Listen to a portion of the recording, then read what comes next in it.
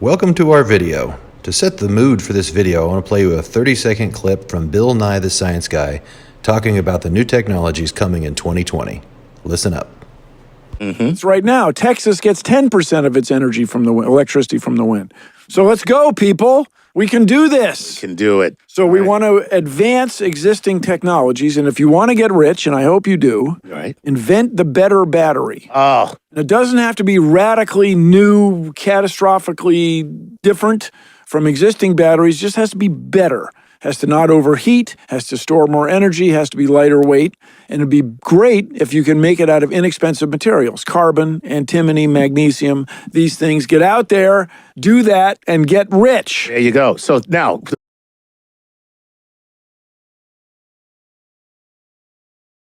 Hello and welcome. My name is Shannon Brown. You're in my kitchen here in California because most of this video is going to be of me in the garage looking at some stupid little batteries. So I thought you might want to meet me, see what we're doing.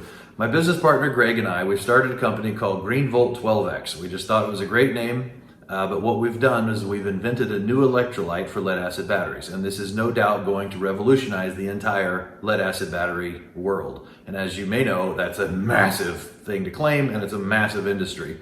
But what we've done is completely change the parameters of a lead acid battery, just simply by changing the electrolyte in the battery. Now, let me tell you a quick story.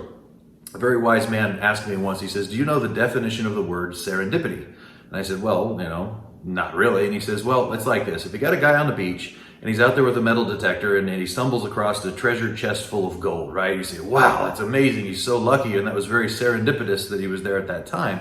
And he said, not really, because the guy was on the beach with a metal detector. He was prepared and he was in the spot at the right time.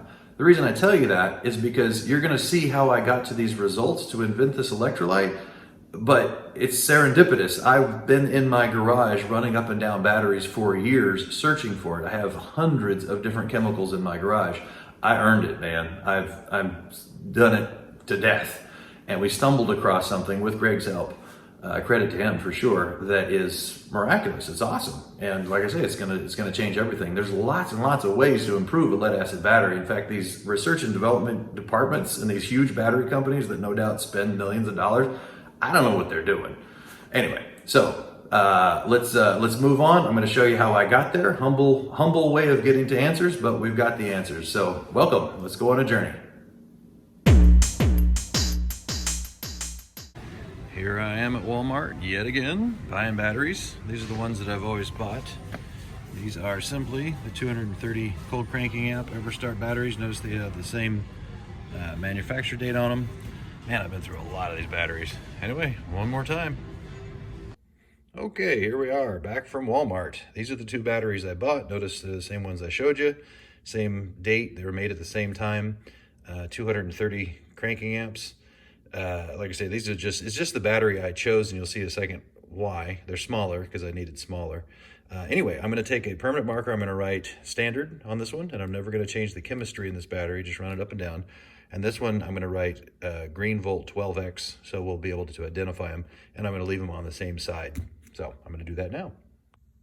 All right, that part's done, and I managed not to mess it up too bad. So you got your standard battery, you got your GreenVolt 12X. Let's move on to the next part.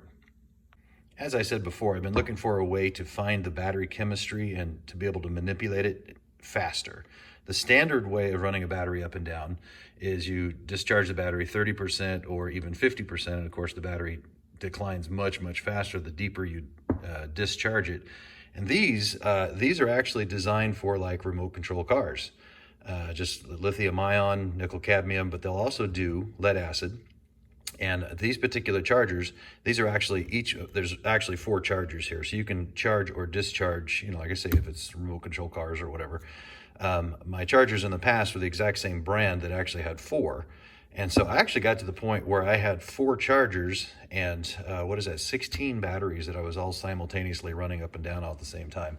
So is this the right way to charge lead acid batteries? No, it's kind of a joke. But what you're doing is you're discharging the battery all the way to 10.5 volts, which does damage to the battery. These batteries aren't designed for that. And then it charges it back up until there's a matter of resistance. But the cool thing is it tells you the amount of time and it tells you how many amps you put in or took out. So I'm going to take those numbers and then I'm going to just write them down. So essentially, I'm just going to cycle these batteries and I'm beating them to death. You're going to see that their capacity drops like a rock. But instead of having to do 500 cycles, I can get away with much, much less, and we'll see a difference pretty quickly. So let me wire them up and we'll move to the next part. Okay, that's a lot of spaghetti wiring, huh? Let me tell you a couple things I've done, because I've done this test so many times. I learned a few lessons. First off, just for the sake of curiosity, I wire, so once again, 1 charger, 2 charger, 3 chargers, 4 chargers, right? These chargers, they discharge 1/10 of the speed that they charge. So in other words, it takes forever to discharge one of these batteries, because these batteries are enormous for this tiny little charger. So we're going to see through these tests that this battery has so much more capacity that if I was doing them simultaneously, it would just take forever. This thing dies, goes to nothing, whereas this one's still kicking along. You'll see as we go. So what I did was I wired these 2 chargers together. It goes over here.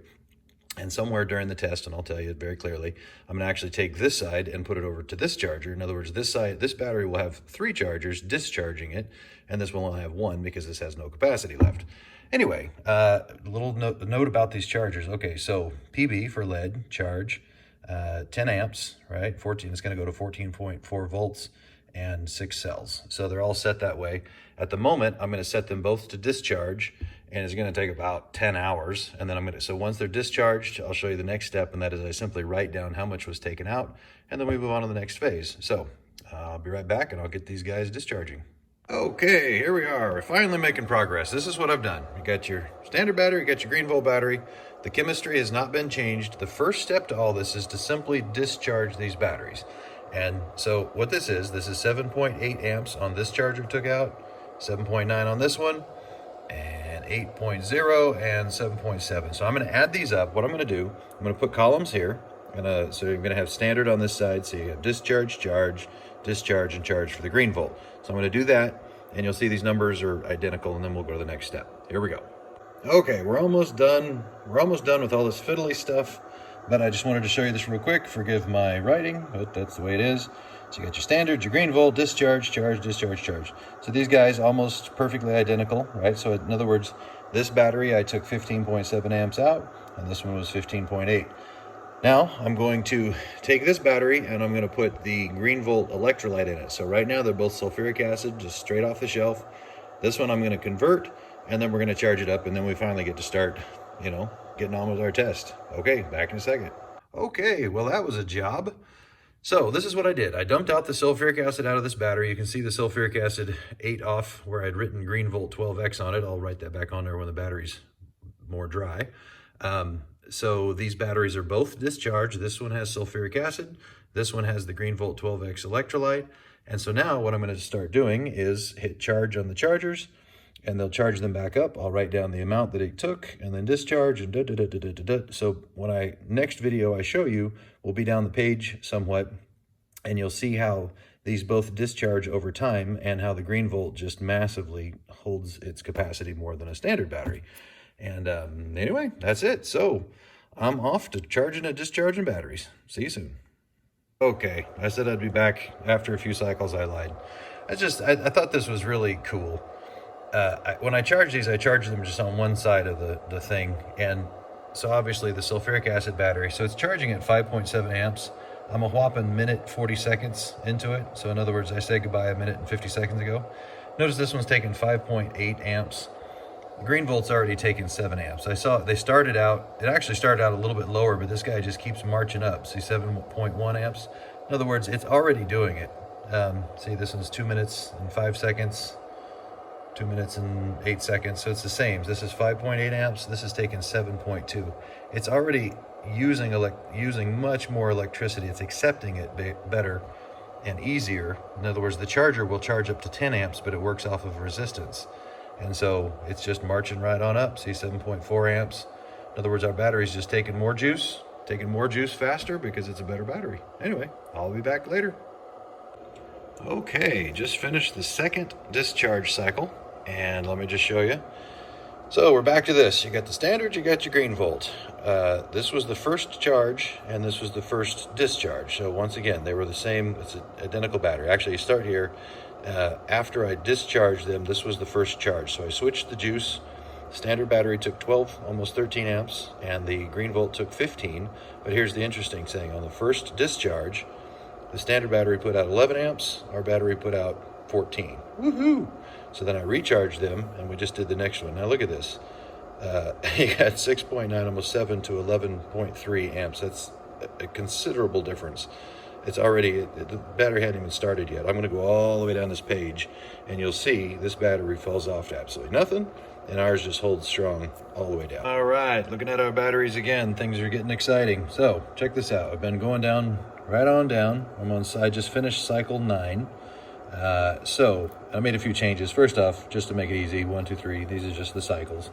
And then over here, really what matters is a discharge, right? So this is the discharge for both. And once again, the beginning was exactly the same. And then even on the first one, see, this was 11 amps, 11.3 to 14.2. If you do the math, so the GreenVolt battery held 1.2 times more capacity. And so that's what this number is down here. So I just got through with this cycle. Look, this standard battery took less than 1 amp. It was 0.9, you could say. And the GreenVolt battery has 7.1. It's a 7.2%. So in other words, the GreenVolt battery has 7 times more capacity on cycle number 9. And just to reiterate, I'm beating these batteries to death because this is not a natural thing to do, but you can clearly see, I mean, it has 7 times more capacity. It's just, so this battery is essentially dead. It started at 15 amps, right? Now it's down to 1. This one started at 15 amps. It's a 7. It's a little bit less than half. So as this goes on, you're going to see it just gets more and more exciting. Really cool. Anyway, going to keep on going. The more I see this, the more times I do this test, which, by the way, I've done it many times, the more excited I get. I mean, we're to cycle 13, right? And the standard battery just clocked in at nothing. It took 3 minutes and 44 seconds to discharge this battery. The GreenVolt, all 3 of these chargers are sucking the juice out of this guy. Look, what is this? This battery 13 cycles ago started at 15.7 amps. Now it's what would that be? 0.8, right? The GreenVolt, when it's done discharging, should clock in at around 6. Its capacity is going to be massive. I've seen capacities up to 70 times more because the GreenVolt just keeps going. So let me put this in perspective real quick. So, for example, an automotive battery, first, as I've said, we're beating these up. It's not the way these batteries are designed, but I'm getting to answers. This electrolyte, the GreenVolt electrolyte, is amazing. It's absolutely just killing this battery. And I've done this before.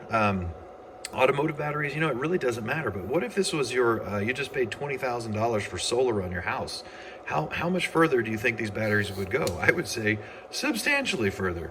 What about your golf cart, man? You want to go play 18 holes of golf? Which battery would you rather have in your golf cart? The one that doesn't die, or the one that's going to fall off to nothing in no time? So I printed this out. The correct way to do tests on batteries, there's one for a deep cycle battery, there's one for automotive batteries. This SAEJ, blah, blah, blah, blah. This is the correct way, and it's the industry standard. There's really no correct or perfect way to test a battery because it's all about seeing how much capacity it is, how many amps, how fast you can charge it, and then what's called the cold cranking amps. So I wanted to show you something real cool. So this is where we are. I've done this many times. This was the exact same test, same batteries. They were just slightly larger because see, these batteries started at like 26 amps. Ours started at 15, but I went all the way through 50 cycles. And just let me show you, right? Lots and lots of numbers. Get all the way down to cycle 50. I'll show you this graph in a second. That battery was pulling 0.4 amps. Our GreenVolt was still, so 0.4 amps. GreenVolt was still pulling 8. Unbelievable, right? 21.4 times the capacity at the end of 50 cycles. So I'm going to show you a video real quick. My daughter and I took those 2 batteries. They looked identical to these, except it still said GreenVolt. It didn't wash it off with sulfuric acid. Took them down to the auto parts store and did a thing called cold cranking amps. Now, cold cranking amps, that's what this right here is, but it's an indication of how well the thing would start your car. So watch this video and I'll be back in just a second.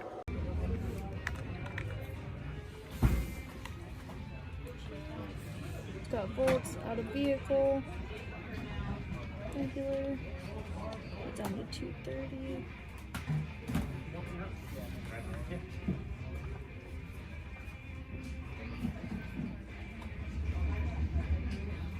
Did you venture out? Oh, you want me to go out there?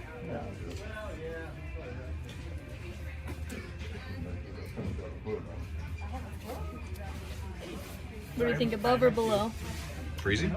32. Oh, it's above. My hands are too cold to tell. They're cold, but not that cold.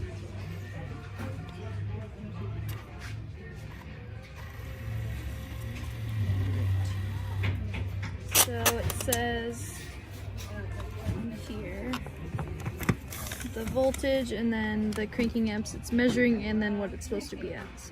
So it had 230 cold cranking amps? That's what it's supposed to have, and it had 179 Oh, okay. out of 230, but it still had 12 volts. All right, I'll just do. So there's that one.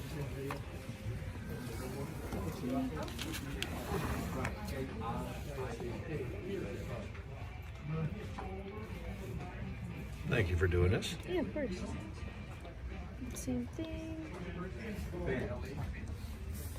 So the goal to beat is 179. And after 72, 73 cycles, it's... Have you charged this one at all? they're both... Same battery, same manufacture date. Okay, so I don't think this one did as well. This one only had 60. There you go. And it only had 11 volts as well, so. Yep. All right. Thank you so much. Of course. For the GreenVolt battery says good, you can recharge it. This one says for the same battery, but just not with GreenVolt, says replace the battery. So you can see a total difference here with the numbers and everything. 179 cold cranking amps to 60 cold cranking amps. Oh, look at the voltage. 11.72 to 12.4. Awesome. So there we go. So those batteries I took to the auto parts store were not these two, but they were just like it. It's the ones that I did the 50 cycles with. And here's the receipts. You know, this one was good. GreenVolt was good. The other one was dead. We're already here with these. This would still start a lawnmower tractor or whatever. This one, totally dead. We're only through cycle 13.